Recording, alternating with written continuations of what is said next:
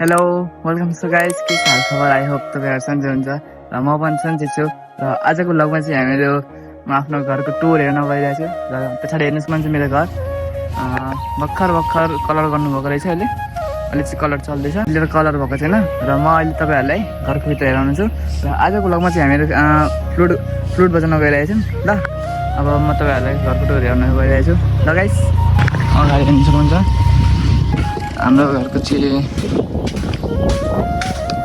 यो छाना भइदिएको छ गाइस, हेर्नु सक्नुहुन्छ। पछाडि हेर्नु सक्नुहुन्छ यो चाहिँ बस्ने ठाउँ र यो चाहिँ हाम्रो कोठा।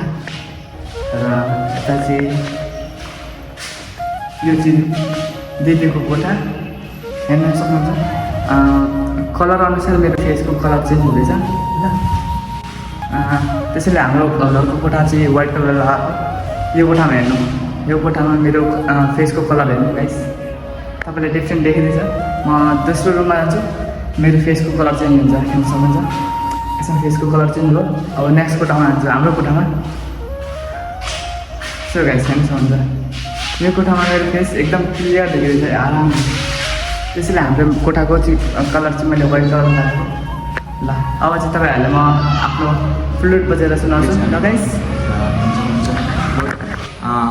यो चाहिँ मेलामा पाइने फ्लुट होइन, यो चाहिँ यसलाई रियल फ्लुट भनिन्छ। किनभने रियल फ्लुटमा चाहिँ यो 3टा होल बराबर हुन्छ र यो 2टा होल बराबर र यसमा चाहिँ ग्याप हुन्छ रियल फ्लुटमा। र अझै एउटा डुलो हुन्छ रियल फ्लुटमा चाहिँ।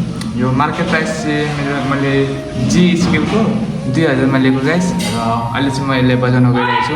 अब कस्तो हुन्छ ल।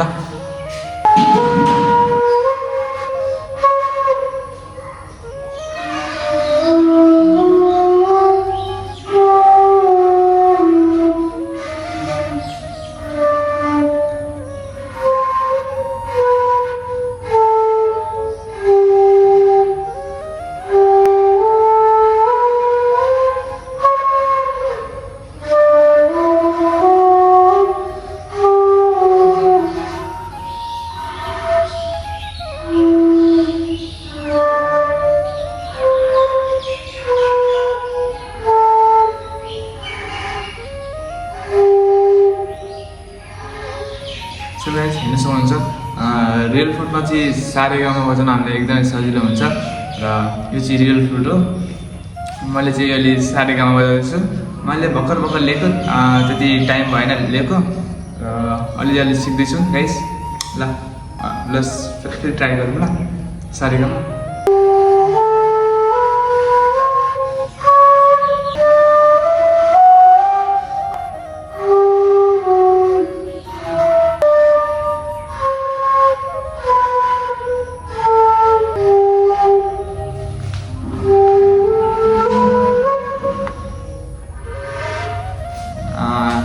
यो प्रोफेसनल भएर मलाई बजाउन लाज गाह्रो भइरहेछ। र यस्तै हो मेरो ब्लग चाहिँ आज यही बाँसुरीको हो। र मेरो राम्ररी ओट किलर यहाँ बसेको छैन। र अझै मलाई मिहिनेत गर्नुपर्छ, 1-2 महिना अझै लगातार फ्लुट बजाउनुपर्छ। र मेरो सास पनि अझै फु गरेसम्म बजाइराख्नुपर्छ। Let's see guys. अब कृष्ण जन्माष्टमीको लागि मैले 2टा कान छिरेको छु। यो कान चाहिँ राम्ररी बसेको छैन, अहिले पनि दुख्दैछ बिस्तारै। यो पनि कान उता भइहाल्यो। त्यसपछि म नेक्स्ट जन्माष्टमीमा कृष्णको रूप धारण रूप लिन्छु। अब तपाईँहरूलाई मेरो कृष्णको रूप हेर्नु नै भएको छ। र तपाईँहरूले फुल भिडियो हेरिदिनु भयो भने thank you so much for watching. अनि सबैजनालाई राधे राधे नमस्कार। र आजको ब्लग यहीँसम्म। Thank you for watching and let's see टाटा bye bye, see you guys.